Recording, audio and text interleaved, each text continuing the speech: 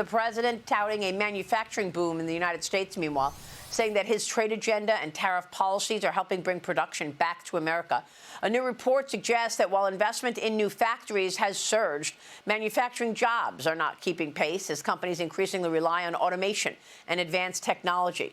Cambria is one of the nation's leading manufacturers of American-made quartz surfaces for kitchens and bathrooms, producing entirely in Minnesota and serving customers across the country. Joining me now is the CEO of Cambria, Marty Davis, back with us. Marty, great to see you. Welcome. Good morning, Maria. How are you today? All right. And the president said that we're seeing this American manufacturing renaissance, and we've seen lots of companies announce that they're going to be opening plants in America. What has that meant for your company? Have we seen this manufacturing boom transit growth in manufacturing jobs as well?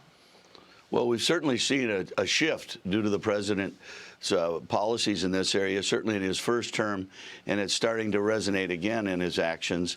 I think they've dropped the China trade deficit from $350 billion in 2019 down to $202 billion today due to the president's efforts. So, yeah, I mean, we're seeing the shift.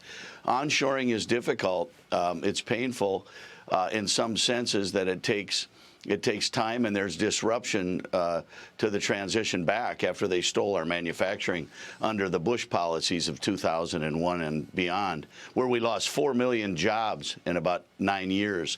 So, yeah, the president is doing great work, he and his team, in this area, and I think we're seeing the beginnings of what he talked about as it relates to an American renaissance and a golden age. But we got a lot more work to do, that's for sure. Well, there are Section 122, 10% tariffs still in effect. They expire on the 24th. The refunds are likely in 2027, pending the litigation around tariffs. What do you want to say about tariffs? The administration says that's part of the reason that we've seen a rebuild in manufacturing in America, because the administration is protecting domestic producers and encouraging companies to bring production back home. Some companies are warning that these higher tariffs could also raise costs for manufacturers. What are you seeing? Well, people that are converting imported products, their costs may go up on the raw material side to some degree, although predatory U.S. importers take a good part of that margin of the cheap product. The tariff is a critical trade enforcement tool. It's falsely defined as a tax, which is complete nonsense. It's a trade enforcement tool necessary for the president.